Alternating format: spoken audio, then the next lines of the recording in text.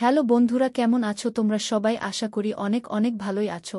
আর তোমাদের ভালোবাসায় আমিও অনেক ভালো আছি, কারণ তোমরা আমাকে যে পরিমাণে ভালোবাসা দিয়েছো এবং সাপোর্ট দিয়েছো তা আমি কোনোদিন ভুলতে পারবো না। তাই তোমাদেরকে মজা দেওয়ার জন্য আবারও একটি নতুন গল্প নিয়ে হাজির হলাম। গল্পটি শোনার মতো আশা করি তোমাদের দাঁড়িয়ে যাবে এবং তোমরা হাতের কাজ করতে সবাই হেডফোন নিয়ে বসে যাও। আমার নাম আকাশ, আমি আপনাদের বাজে প্রতিনিয়ত গল্প নিয়ে আসি। আমি এখন কিছু গল্প নিয়ে আসব। সে গল্পটি কিছু বাস্তব ঘটনা, যে ঘটনাটি অনেকে শুনেছেন, কেউ শুনেননি, তাদেরকে আমি বলছি। যেসব ভাইয়েরা আমার ভিডিও দেখেন তাদের মাঝে এমন কিছু কথা বলব আজ, সেটা হয়তো সারা জীবন মনে থাকবে। অবশ্যই আমাকে মনে করবেন, সারা জীবন কথা নয়, কাজেই প্রমাণ। যা হোক, আমরা সত্য ঘটনাগুলো বলার জন্য ফিরে আসি। আমি আকাশ। আমার বয়স যখন 1-2 বছর তখন থেকে আমি আমার নানু বাড়িতে থাকি। ওখানে আমার মামাতো বোন রয়েছে রিবা। ইবাকে বললাম, রিবা চলো আজ দুজনে ঘুরতে যাব। নিবা তখন বলল, আজ না, কালকে যাব। আমি তখন বললাম আচ্ছা ঠিক আছে। দ্বিতীয় দিন রিবার সাথে ঘুরতে গেলাম পার্কে। পার্কে যেয়ে দেখতে পেলাম সুন্দরী একটি মেয়ে। দেখে বিবাকে বললাম, এখানে তুমি করছো? একটু আসতেছি এই বলে সুন্দরী মেয়েটির পিছে লেগে গেলাম। কিছুক্ষণ পর মেয়েটিকে আমি ডাক দিলাম, আপু একটা কথা জিজ্ঞেস করতাম। মেয়েটি তখন বল, কি কথা জিজ্ঞেস করবেন বলেন। আমি তখন বললাম, আপনার নামটা জানতে পারি? মেয়েটি তখন বলে, কেন? আমি তখন বললাম, এমনি। মেয়েটি তখন বলে, এমনই, কেউ কোনোদিন নাম জিজ্ঞেস করে না। তখন হঠাৎ করে বলে ফেললাম, আপনাকে দেখে তোমার খুবই ভালো লেগেছে, আই লাভ ইউ। এটা আমি বলে ফেললাম। মেয়েটি আমাকে আই লাভ ইউ বলার সাথে সাথে আমার গালে চড় মারল। আমি গালে হাত দিয়ে আমি আবার এইবার কাছে চলে গেলাম। নিবা তখন বলে, তোর কি হয়েছে? তোর মন এত খারাপ কেন? তখন আমি ইভাকে মিথ্যা কথা বললাম আমার পেটের ব্যথা। আমি রিভাকে মিথ্যা বললাম। তখন রিভাকে বললাম, চলো, মনটা ভালো না, বাসায় চলে যাব। রিভা তখন বলে, পার্কে যাহাতে এসেছি দুজনে আজ নাগরদোলা। আমি রিভাকে বললাম, আচ্ছা ঠিক আছে, চলো তাহলে দুজনে নাগরদোলায় উঠি। দুজনে নাগরদোলায় উঠলাম। ওঠার পর নাগরদোলাটি যখন ঘুরাতে লাগলো, কিছুক্ষণ পর রিবা আমাকে জড়িয়ে ধরল। আমি বললাম, কি হয়েছে? রিবা তখন বলে, কিছু না, এমনি তোমাকে জড়িয়ে ধরেছি। আমি কিছুক্ষণ পর কে বললাম, রিবা তুমি কি ভয় পেতেছ? নিবা তখন বলে, না আমি ভয় পাইনি। আমি মনে মনে ভাবলাম, যাই হোক, ইবা কখনো আমাকে জড়িয়ে ধরেনি, আজ বারবার জড়িয়ে ধরতা সে। কিছুক্ষণ পর নাগরদোলা থামিয়ে দিল। এবার আমি নেমে পড়লাম। তার পরিবার আমাকে বলে, চলো দুজনে কিছু খাবো, তারপর বাসায় চলে যাব। আমি তখন বললাম, আচ্ছা ঠিক আছে। দুজন মিলে ফুচকা খেতে লাগলাম। খাওয়া শেষ হলো। রিবা তখন বলে, চলো বাসায় চলে যাব। তাও আমি তখন বিভাগে বললাম, তোমাকে গাড়িতে উঠায় দেই, তুমি যাও, আমি একটু পরে আসতেছি। কিছুক্ষণ পর ইভাকে গাড়িতে উঠায় দিয়ে বললাম, যাও তাহলে। আমি আবার পার্কের ভিতর প্রবেশ করলাম। তারপর যে মেয়েটি আমাকে চট মেরেছিল তার ওখানে আমি আবার গেলাম। তাকে বললাম, আপু কাজটা মোটামুটি ঠিক করেন নাই, আমি কি করেছিলাম তার জন্য আমাকে চট মারলেন? মেয়েটি তখন বলে, তুই ছোট লোক, গরিব, তার জন্যই তোকে মেরেছি। আমাকে ভালোবাসতে হলে আমার যোগ্যতা হয়ে আসবে। এবার আমাদের দেখে বুঝতে পারে নাই আমি যে বড়। আমি কখনো সেজে গুজে কোথাও ঘুরতে যাই না। আমার বাবার অনেক টাকা পয়সা রয়েছে। তোমার বাবা বাংলাদেশের ভিতরে 2 নম্বর ধনী। আমি কখনো ওই পরিবেশে চলাচল করি না। আমাদের প্রাইভেট কার রয়েছে, 4টা গার্মেন্টস হয়েছে 2টি, আরও অনেক ফ্যাক্টরি রয়েছে। আমি কখনো কোনোদিন প্রাইভেট কার দিয়ে চলি না। আমি ছেলের রিক্সা দিয়ে, বাসে এসব গাড়ি দিয়ে যাই। হোক, মেয়েটি আমাকে না জেনে অপমান করেছে, তাকে আমি শাস্তি দিব। আজ বাসায় চলে গেলাম। কিছুদিন পর বিভাকে নিয়ে ঘুরতে এসে দেখতে পাই যে মেয়েটি আমাকে চড় মেরেছিল তাকে হঠাৎ করে বিভাকে দেখে লিভাকে বললাম, আমি এখানে বস, আমি তোমার জন্য কিছু কিনে নিয়ে আসি। দিবা কিন্তু আমাকে অনেক ভালোবাসে, আমি কিন্তু রিভাকে মোটেও ভালোবাসি না। যাই হোক, একথা বলে মেয়েটির কাছে চলে যাই। মেয়েটিকে বললাম, হ্যালো ম্যাডাম, খাবেন নাকি? মেয়েটি বলে, তুমি কি আমাকে খাওয়াতে পারবে? আমি যেসব খাবার খাই। তখন আমি বললাম, বলেন দেখি, চেষ্টা করে দেখি পারি কিনা।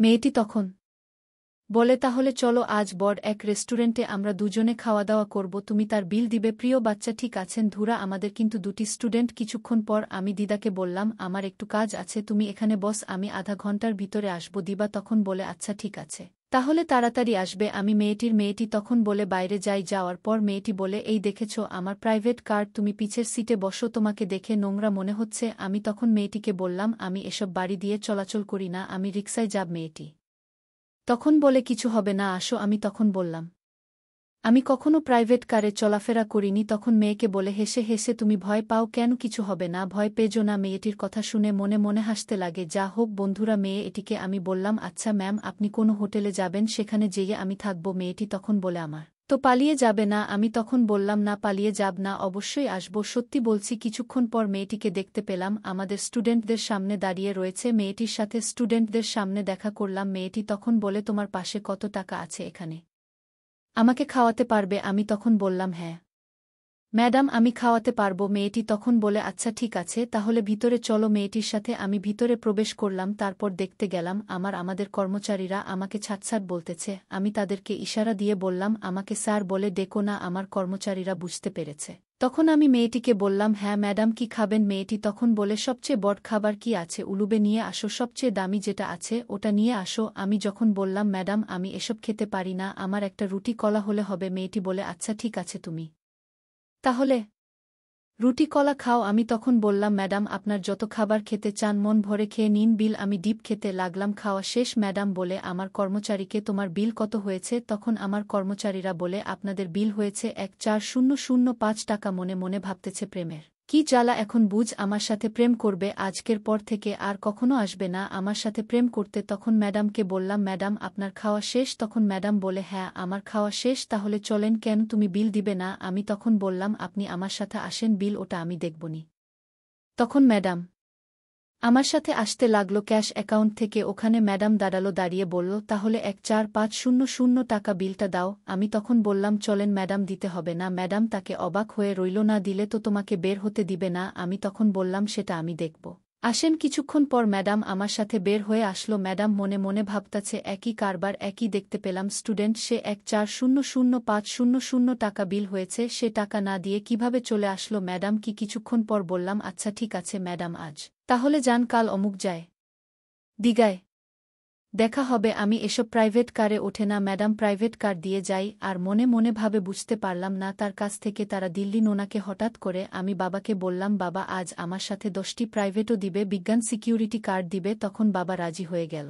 আচ্ছা ঠিক আছে তাহলে কখন যাবে? আমি তখন বললাম 1-2-0-0টার সময় বের হব। মেয়েটিকে আমি ফোন দিলাম, ফোন দিয়ে বললাম তাহলে আজ কোথায় দেখা করবে? মেয়েটি বলল ঢাকা ইউনিভার্সিটিতে, আমাদের আজ আরেকটি কলেজ উদ্বোধন হবে, সেখানে বিশাল আয়োজন রয়েছে, ওই জায়গাতে আমাকে দাওয়াত করেছে, তাহলে তুমি ওখানে আসবে। তখন আমি বললাম আচ্ছা ঠিক আছে, ওখানে কে আসবে? তখন মেয়েটি বলল বাংলাদেশের ভিতরে যে লোকটি দ্বিতীয় ধনী তার ছেলে এসে উদ্বোধন করবে। আমি বললাম আচ্ছা ঠিক আছে তাহলে ওখানে দেখা হবে। কিছুক্ষণ পর বাবা আমাকে ফোন দিয়ে বলে বাবা তুমি কোথায়? আমি তখন বললাম আমি এখন বের হও। বাবা তখন বলে আজ ঢাকা ইউনিভার্সিটিতে একই কলেজ আমি তৈরি করে দিয়েছি, সেটি আমার যাওয়ার কথা, আমি কাজে ব্যস্ত আছি, আমি যেতে পারবো না। তাহলে আজ তুমি যে উদ্বোধনটা করে আমি অবাক হয়ে গেলাম, ভালো একটা সুযোগ পেয়েছি আজ মেয়েটিকে শিক্ষা দিব। কিছুক্ষণ পর আমি প্রস্তুতি নিলাম, প্রায় প্রাইভেট কারে রয়েছে 2-0টা। আমি যে গাড়িটি কিনেছি সেটা হল বাহিরের দেশে, এই গাড়ি একমাত্র বাংলাদেশের ভিতরে আমার কাছে রয়েছে। আমি রওনা দিলাম। কিছুক্ষণ পর কলেজে পড়ছিলাম, মেয়েটিকে ফোন দিলাম তুমি কোথায় আছো? মেয়েটি তখন বলে এখন আমাকে ফোন